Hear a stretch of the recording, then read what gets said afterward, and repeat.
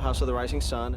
It's an important episode for the series because it's the episode where we're finding the valley, which is the set of caves. A lot of the characters are going to move there. Jack actually found this valley in the previous episode, White Rabbit, and this is the episode where people are beginning to make that move out of the beach and getting out of that mentality of being immediate crash survivors to being sort of citizens of this island, to being sort of full-time dwellers of the island. These caves make too good a shelter just to be used for burial. Adam and Eve, they must have lived here. We don't need to bring the water to the people. We need to bring the people to the water.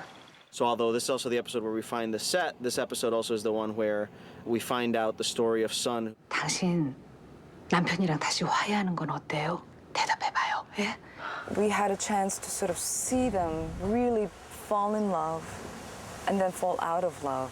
I think it was really important to see the other side of the story, where it all began and where it's going right now. Approximately 20% of the episode is flashbacks to their life as a young married couple in Korea and the weird circumstances that led to them being on this oceanic flight from Sydney to Los Angeles and landed them on this island. That was a particularly difficult thing, not, only because I don't speak or write in Korean, but it was about getting into a whole other cultural headspace, and it was about writing about something that I don't have a huge amount of personal reference for. 내가 가서 설명을 하게 해줘. 내가 얘기를 잘하면 당신을 풀어줄 수도 있잖아. 네가 어떻게 설명해?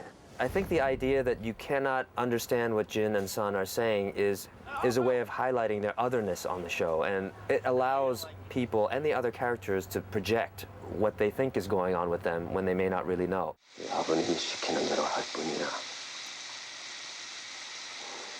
나 우리를 위해서 하는 거야. They know exactly what they need to do, especially Jin's character. He needs to know all he has to do is just talk to his wife. But he can't for so many reasons. But that is like the hardest thing to do between a man and a woman. Why would you learn English and not tell your husband? He has a bad temper. What my husband did to you today, it was a misunderstanding. No, I got it. Loud and clear. It was the watch.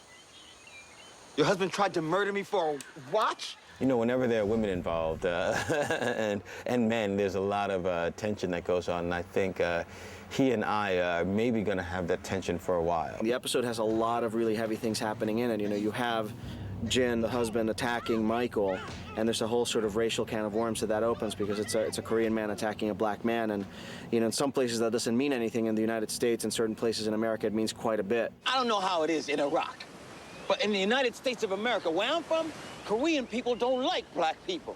Do you know that? The island isn't just a physical place necessarily. It's also that place where these people who had gone in a wayward path on their lives have come to, and it's a place where they can work these things out. And I think a lot of the plots that we're doing, Charlie and his drugs and other things like that, are really about being trapped in a place that forces you to confront your inner demons, a place that forces you to work out things that these people may not have worked out in their lives before. So being in this place with all these other strangers and all of these other people who don't necessarily all get along becomes a catalyst for all of the baggage that people brought in becoming something new and something dramatic and something that can be worked through in the island. I was just gonna take Do not move. What's going on? He's standing on a beehive. What's a beehive doing there? Beehives are supposed to be in trees. He gets covered in bees and gets stung and, kind of makes a couple of big mistakes for the group that he's with.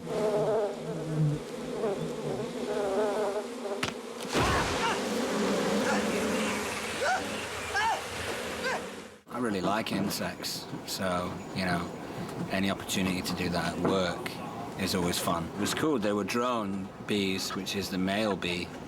All the honeybees are female, and the drones don't have any stings, so they can't hurt you. I don't think I would have been that bothered anyway with normal bees because, I pick up bees out of my swimming pool all the time, and I never really get too freaked out.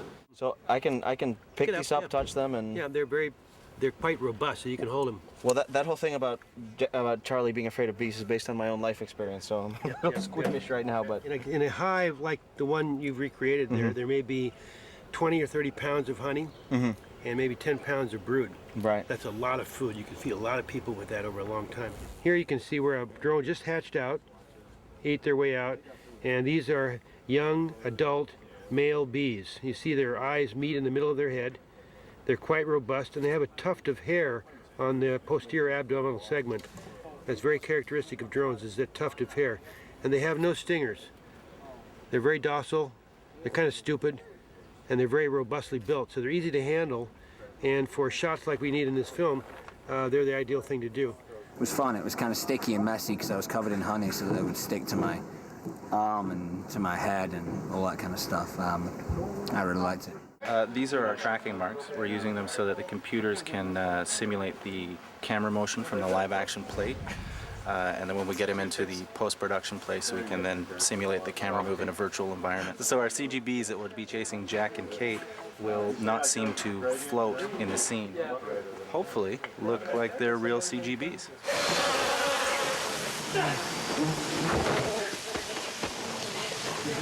And then in addition to that, this is the episode where Charlie finally gives up his drugs and where he, commits to no longer being a drug addict. You're gonna run out. My guess is sooner rather than later. Painful detox is inevitable. Give it up now, at least it'll be your choice. It's an interesting day today for Charlie because he has an opportunity to have someone to confide in Terry O'Quinn's character, Locke, who actually knows that he is a drug addict, has found out somehow. I think he's quite an intuitive kind of character anyway. It kind of sets Charlie into a flat spin because he kind of feels like he has an ally, but also it's someone who can use something against him on the island. But I think it's a nice release for Charlie, and he's looking for his guitar and finds it, which is a great thing. You really think you can find my guitar? Look up, Charlie. You're not going to ask me to pray or something? I want you to look up. In the script, I think Charlie kind of bursts into tears, and what happened kind of organically with Terry is we were laughing at the fact that my guitar is right above us, but also I was crying at the same time, so it was fun, and I think there'll be a good choice in there for the final cut.